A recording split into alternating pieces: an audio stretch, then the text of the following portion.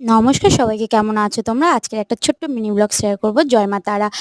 আমাদের এখানে ২ দিন টানা বৃষ্টিতে পুরো বন্যা হয়ে গেছে। খাল, পুকুর সব এক হয়ে গেছে। তাই সবাই জাল পেতেছে আর প্রচুর মাছ উঠছে। ট্যাংরা মাছ, পুঁটি মাছ, কই মাছ। আর এই দেখো পুকুর, মানে এটা পুকুর নয়, এটা হচ্ছে জমির ক্ষেত। আর আমাদের খালে প্রচুর পরিমাণে কচুরিপানা হয়েছে। তোমরা এই পানাকে কি বলো অবশ্যই কমেন্ট সেকশনে জানাবে। আর এই জমির ক্ষেতগুলো, সব জমিগুলো রোয়া হয়ে গেছে। তোমরা দেখতেই পাচ্ছ রোয়াগুলো উঠে গেছে। যদি ক সপ্তাহের মধ্যে জলটা চলে যায়, মানে কমে যায়, তাহলে হয়তো ধানগুলো বাঁচানো যেতে পারে। তার মধ্যে আবার ওই ধানে খোপ দিতে হবে। আর আমি যাচ্ছি আমার কাকিমার বাড়ি, পুরো জল মানে ডুবে গেছে। এইগুলো হচ্ছে জমির ক্ষেত, আমরা বাদা বলি। আর দেখতেই পাচ্ছ ঘর বাড়ির মানে রাস্তাঘাট সব এক হাঁটু করে জল হয়ে গেছে। আর এই যে মানে যার রাস্তাটাই বন্ধ হয়ে গেছে, সাপ টাপগুলো সব ডুব মারছে, মানে ভয়ে তো মানুষের লাগে না। আর এখানে কোনো ড্রেন ট্রেন করা নেই, রাস্তা পাচ্ছে, ওই জন্য বেশি রাস্তাগুলো ডুবে যায়। ভালো অবশ্যই জানাবে তোমাদের ওখানে